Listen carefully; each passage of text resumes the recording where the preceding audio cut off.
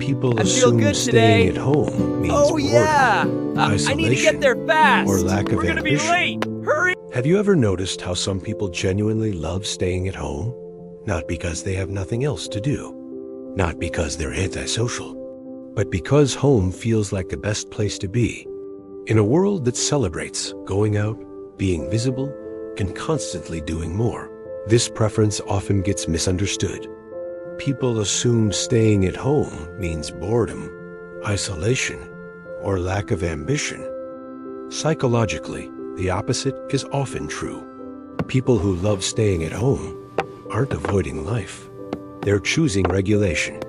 Let's start with the first psychological layer, nervous system balance. Every environment places demands on your brain. Noise, social cues, expectations, unpredictability. For some people, Too much. the Make outside it world stop. constantly Incoming data. activates their nervous Alert. system. New no. They're not anxious, but they're alert. Processing everything takes energy. Home reduces that load. At home, the brain doesn't have to scan for threats, interpret signals, or perform socially. The nervous system shifts from vigilance to safety. That shift feels calming, restorative, grounding. This is why people who love staying at home often feel more like themselves there.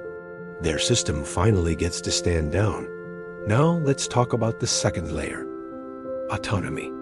Outside environments come with rules spoken and unspoken. How to behave, how long to stay, how to respond. Even enjoyable social activities require negotiation and adaptation. At home, autonomy is high. You control your pace, your silence, your stimulation, your attention. For people who value inner freedom, this autonomy feels deeply satisfying. Staying home isn't about hiding. It's about choosing an environment that doesn't demand constant adjustment. The third layer is emotional processing. People who love staying at home often have rich inner worlds. They think deeply, reflect, create, imagine, process emotions internally rather than externally. Quiet spaces allow that process to happen without interruption. The outside world pulls attention outward. Home allows attention to turn inward. That's not withdrawal, that's integration. Now let's address a common misconception. And Loving that's why to the stay chicken home crossed the does road. not mean dislike on people. Many home-loving people enjoy social connection, but in intentional doses. They prefer And that's depth exactly over why I frequency, think we should go for it. meaningful conversation you're over right. constant presence. I hadn't thought about When social interaction is chosen rather than required, it becomes nourishing instead of draining. This brings us to the fourth layer, energy economics. Every interaction has an energy cost. Some people recharge through stimulation. Others recharge through reduction. People who love staying at home recharge by lowering input. After socializing, working, or navigating the world, they don't crave more activity. They crave less.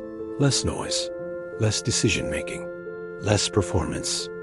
Home provides that. Here's a twist most people don't consider.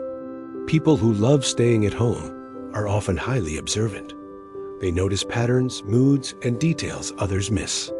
This sensitivity is a strength, but it also means they absorb more from their environment. So staying home isn't avoidance, it's recovery. Now let's talk about identity. For many people, home is the only place where they don't have to be a version of themselves. No roles, no expectations, no audience, just presence. When identity becomes fragmented across many spaces, work self, social self, public self, home becomes the place where those fragments come back together. That sense of wholeness is powerful. This is why staying at home often feels emotionally satisfying rather than dull. Now let's address the fear of being boring. Society often equates excitement with worth. Being out, being seen, being busy. But psychological fulfillment doesn't come from stimulation alone. It comes from alignment. People who love staying at home are often aligned with their own rhythms. They don't need constant novelty to feel alive. They find richness in familiarity, comfort, small rituals. That doesn't mean they lack ambition. It means their ambition isn't performative. Now let's talk about choice versus avoidance. There's a difference between choosing to stay home and being afraid to leave. Psychology cares about motivation. When staying home feels calming, grounding, and intentional, it's a healthy preference. When it feels restrictive or fear-driven, that's a different conversation. Most people who love staying at home are choosing it freely, and choice changes everything. Now shift perspective. If you're someone who prefers staying at home and you felt judged for it, here's something important to understand. Your preference is not a flaw. It's a reflection of how your brain restores balance. The world isn't designed for every nervous system equally. Some thrive on stimulation. Others thrive on simplicity.